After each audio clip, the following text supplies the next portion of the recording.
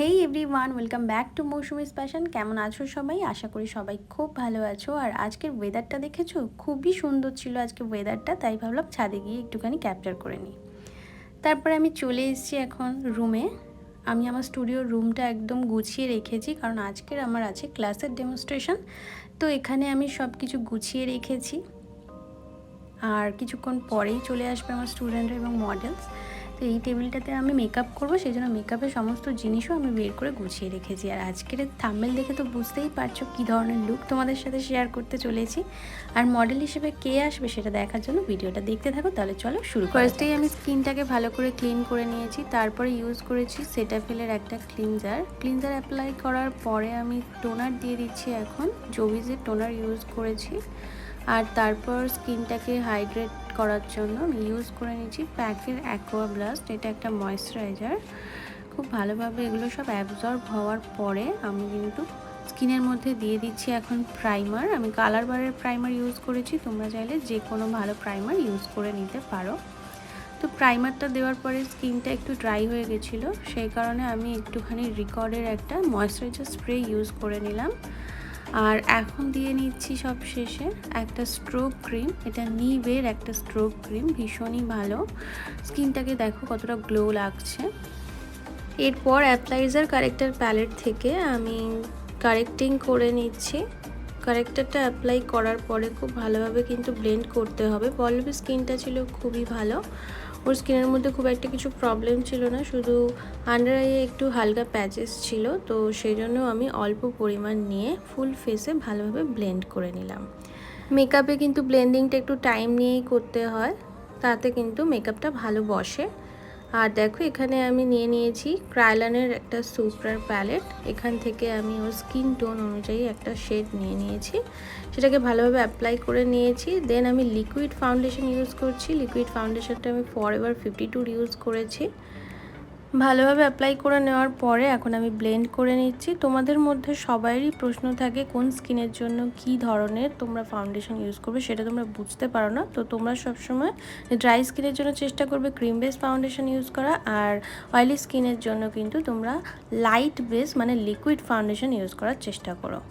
তারপরে আমি এখন দিয়ে দিচ্ছি একটা কনসিলার। এটা আমি টার্টের কনসিলার এখানে ইউজ করেছি। টার্টের কনসিলার ভীষণই ভালো, তো তোমরাও টার্টের কনসিলার ইউজ করতে পারো। আর যাদের কাছে টার্টের কনসিলার নেই, তোমরা চাইলে মানে রিজনেবল প্রাইসের মধ্যে যদি চাও, সেক্ষেত্রে তোমরা মেবেলিন, সুইস বিউটি এই সমস্ত ধরনের কনসিলারগুলোও কিন্তু ইউজ করে নিতে পারো। কনসিলার অ্যাপ্লিকেশানের পরে আমি ভালোভাবে ওটাকে ব্লেন্ড করে নিয়েছি। তারপর আমি এখন দিয়ে নিচ্ছি একটা লিকুইড ব্লাশার। এটা আমি নিভের একটা লিকুইড ব্লাশার ইউজ করেছি। তোমাদের কাছে যদি ব্লাশার লিকুইড না থাকে, তোমরা লিপস্টিক দিয়েও সেমভাবে কিন্তু এটাকে অ্যাপ্লাই করে নিতে পারো। সব লিপস্টিক দিয়ে কিন্তু এটা করা যায় না, তোমরা কিন্তু একটু বুঝে লিপস্টিক ইউজ করো। আর এখন তোমরা রিকর্ডের লিপস্টিক কিন্তু ইউজ করতে পারো, রিকর্ডের লিপস্টিক ভীষণই ভালো।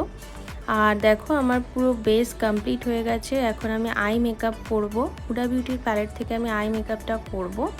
আর দেখো এখানে আমি লুজ পাউডার দিয়ে দিচ্ছি। লুজ পাউডারটা আমি ইউজ করে নিয়েছি রিকর্ডের। আমি আইব্রোটা করে নেব, তো এভিএইচের আইব্রো পমেড দিয়ে আমি দুটো আইব্রো সমানভাবে করে নিয়েছি। আর তারপরে আমি ইউজ করে নিচ্ছি একটা হাইলাইটার। আর দেখো এখানে আমার স্টুডেন্টরা সব বসে আছে। আই মেকআপটা আমি করেছিলাম একটা স্পটলাইট আই মেকআপ, তো সেটা দেখালে ভিডিওটা অনেকটা বড় হয়ে যেত, সেই জন্য আমি আই মেকআপ দেখালাম না সেভাবে। আই মেকআপ কমপ্লিট করার পরে দেখো আই ম্যাজিকের একটা ব্লাশ অন দিয়েছি। আর তারপরে সবশেষে দিয়ে দিচ্ছি হাইলাইটার। এখানে আমার কন্ট্রোরের পার্টটা মিসিং হয়ে গেছে, তোমরা তোমাদের পছন্দ মতন কন্ট্রোরের শেড ইউজ করে নিতে পারো। মেকআপটা তো আমার পুরোপুরি কমপ্লিট হয়েই গেছে, আমি শুধু একটু মাস্কারা লাগিয়ে নিচ্ছিলাম। আর তারপর আমি হেয়ারটা করে নেব। হেয়ারটা করার জন্য আমি একটু ক্রিম্পিং করে নিচ্ছিলাম। তো আমি ওপেন হেয়ারস্টাইল করেছি একটা, আর এখানে স্বাগতা দিয়ে একটু ওনাটা সেটিং করে দিচ্ছে। তো তোমরা অবশ্যই জানিও লুকটা কেমন হয়েছে। আর এই দেখো এখন সবাই ছাদে যাচ্ছে ফটোশ্যুটের জন্য। তো ছাদে গিয়ে কিছু শট নেবে, কিছু শট হচ্ছে নিচে এসে নেবে। তো তোমরা যারা এতক্ষণ ভিডিওটা দেখলে অবশ্যই জানিও যে ভিডিওটা তোমাদের কেমন লাগছে। আর আমি পরে পল্লবীর থেকে একটু জেনেও নেব আজকের লুকটা ওর কেমন লেগেছিল। তো তো ফাইনালি আজকে ওকে লুকটা দিয়েছি। তো আমি এখন ওর কাছ থেকে শুনে নেব যে ক্লাস ডেমোতে এসে ওর কেমন কি লাগলো, যেহেতু এর আগে ওর উপর সব নিউড মেকআপ হয়েছে। তো আজকে একদম খুব গ্লজি মেকআপ হয়েছে এবং যেভাবে আমরা একটা ব্রাইডকে রেডি করি সেরকমভাবেই ওকে রেডি করেছি, একদম পাকিস্তানি মুসলিম ব্রাইডাল লুক একটা দিয়েছি। তো এখন একটু জেনে নেবো ওর কেমন কি লাগছে আজকের লুকটা। আমার খুব ভালো লেগেছে এই লুকটা। আর আমি আমার ভিডিওর জন্য দিদিকে পার্সোনালি বলেছিলাম যে দিদি আমার এমনি একটা লুক চাই, তো দিদি আমার উপর সেটাই ক্রিয়েট করেছে।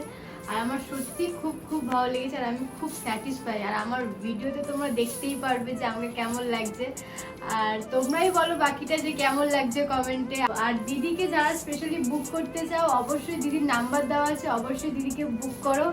আর দিদি শুধুমাত্র মেকআপ শেখায় না, দিদি নানা রকম বুকিং নেই। যারা নিজেদের স্পেশাল দিনে যারা দিদিকে বুক করতে চায়, ব্রাইডাল সাজতে যায়, অবশ্যই দিদিকে বুক করতে পারো।